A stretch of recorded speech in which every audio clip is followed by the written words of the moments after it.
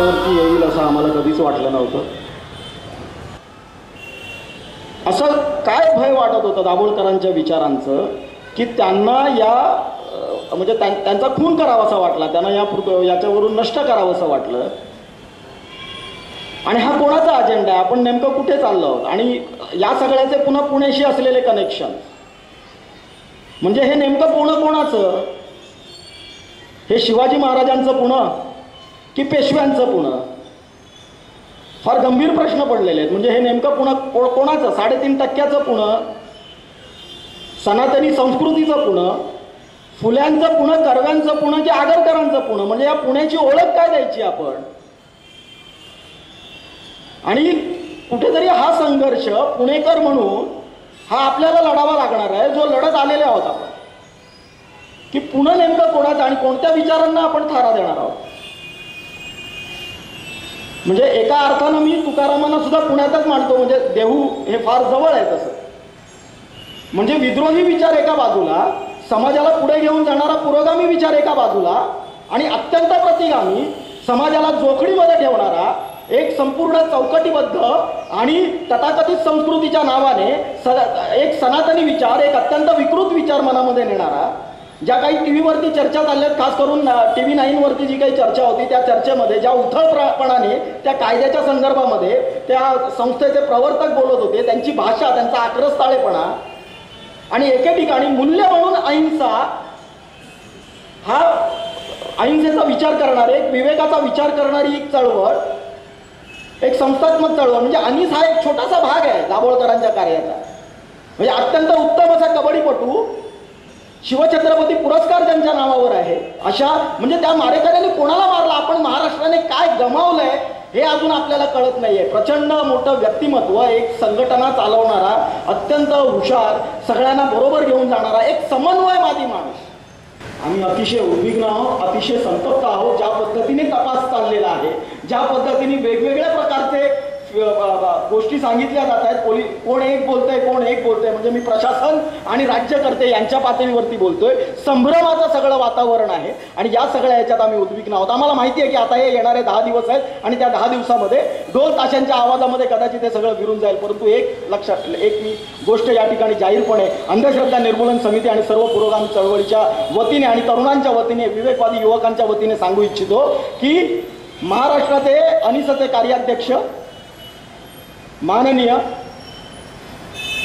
पाटील साहेब यांनी सांगितलेलं आहे की आम्ही 20 तारखेनंतर अहिंसात्मक पद्धतीने, शांततेच्या पद्धतीने, परंतु आक्रमकपणे रस्त्यावर उतरल्याशिवाय राहणार नाही आणि त्याची उत्तरं या राज्यकर्त्यांना आणि सगळ्यांना द्यावी लागतील.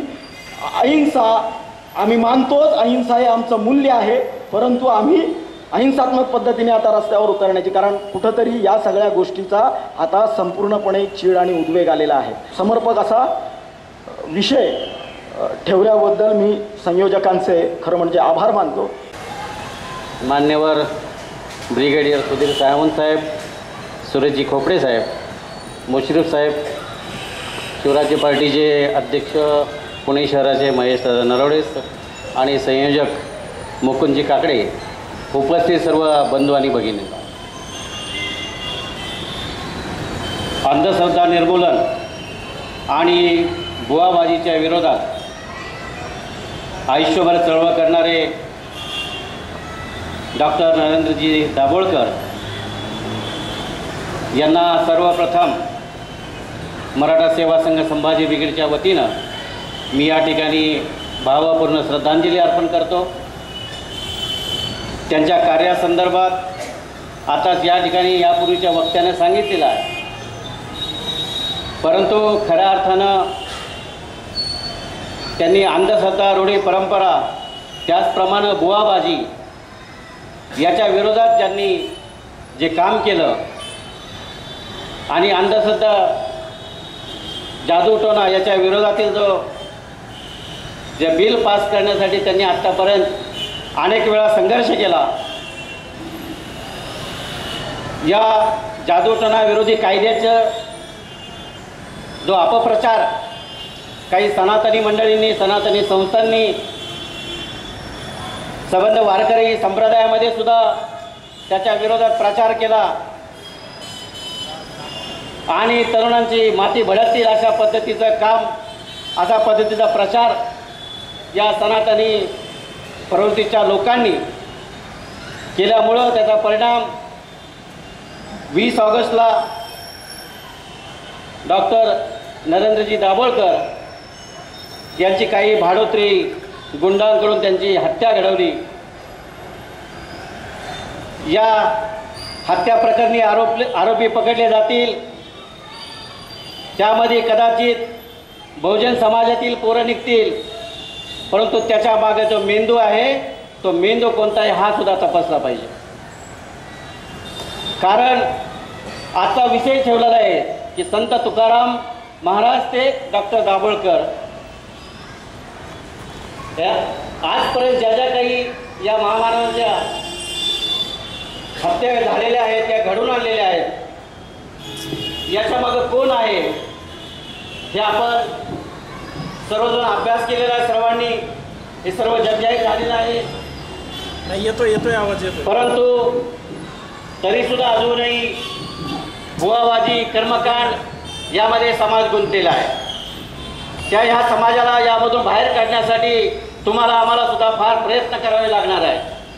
त्याचप्रमाणे आता सुद्धा जे या विचारपीठावर असणारे लोक, त्याचप्रमाणे इतर अनेक लोक आले नाहीत असे सुद्धा अनेक मान्यवर, यांना सुद्धा या सनातनी प्रवृत्तीच्यापासून धोका आहे.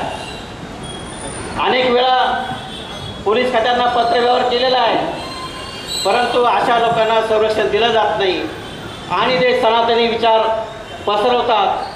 जे लोक दंगली घडवतात, तरुणांची माती भडकवत आहेत, याचा आम्ही गंभीरपणे विचार केला पाहिजे. भुवाबाजीचा काय परिणाम आपल्याला दिसून येतोय. बापू कापू काय काय करतायत आपण टी व्हीवर चॅनल्सवरती पाहतोय, वृत्तपत्रात पाहतोय. तरीसुद्धा अजूनही महिला 200-250 महिला त्या कलेक्टर कचेरीसमोर बापूंच्या प्रेमापोटी त्या ठिकाणी बसलेले आहेत. अतिशय लांछनास्पद गोष्ट आहे की ज्या बापूवरती लैंगिक अत्याचाराचे आरोप झालेले आहेत, त्या आरोपाखाली त्याला जेलमध्ये टाकलेलं आहे आणि तरीसुद्धा महिला त्या ठिकाणी उपोषणाला बसतात, ठिकठिकाणी कुठं रॅली वाढवत आहेत. त्यामुळे तुमची आमची जबाबदारी फार मोठी आहे. या सर्व समाजाला जागृत करण्यासाठी, महिलांमध्ये जागृती करण्यासाठी तुम्हाला आम्हाला फार काम करावं लागणार आहे. आणि यासाठी आपला जरी बळी गेला तरी आपण मागे हटायचं नाही. परंतु डॉक्टर नरेंद्र दाभोळकर यांनी जे विचार मांडलेले आहेत, फुले शाहू आंबेडकरांचे विचार त्यांनी मांडलेले आहेत, बहुजन महापुरुषांचे विचार त्यांनी मांडलेले आहेत आणि हेच विचार घेऊन संभाजी ब्रिगेडसुद्धा महाराष्ट्रामध्ये काम करत आहे. परंतु याच सनातनांच्या कच्छिपी लागलेले काही तथाकथित विचारवंत हरिनरकेसारखे चॅनलवरती सांगतायत की संभाजी ब्रिगेडसुद्धा याच प्रवृत्तीची आहे. परंतु मी त्यांना जाहीरपणे या ठिकाणी सांगू इच्छितो की संभाजी ब्रिगेडने आजपर्यंत कोणाही व्यक्तीवरती हल्ला केलेला नाही. आम्ही प्रातिनिधिक प्रतिक्रिया दिली आहे भांडारकरवरती, आम्ही प्रातिनिधिक प्रतिक्रिया दिली आहे रायगडवरील त्या वाघ्या कुत्र्याच्या निमित्तानं, आम्ही लोकशाही मार्गाने आंदोलन केलं या ठिकाणी लाल महालातील दादू कोंडदेवच्या पुतळ्याच्या संदर्भात. आम्ही कोणाही व्यक्तीला इजासुद्धा केलेली नाही आहे. तर लोकशाही मार्गाने आम्ही चालणारे लोक आहोत आणि आमचा जर कोणी अशा पद्धतीने अपप्रचार करणार असेल तर त्यांनासुद्धा आमची या ठिकाणी समज देण्याची आमची तयारी आहे. आणि अशा पद्धतीने कृपया संभाजी ब्रिगेडचा गैरप्रचार करू नका. आम्ही कधीही अशा प्रकारचं कृत्य करणार नाही.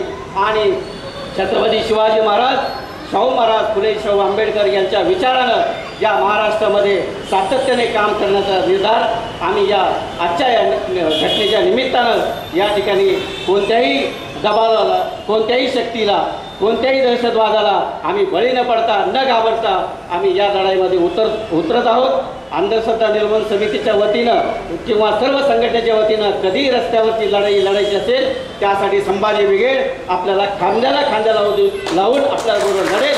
एवढंच या ठिकाणी मी बोलतो आणि थांबतो. जय जिजाऊ, जय शिवराय.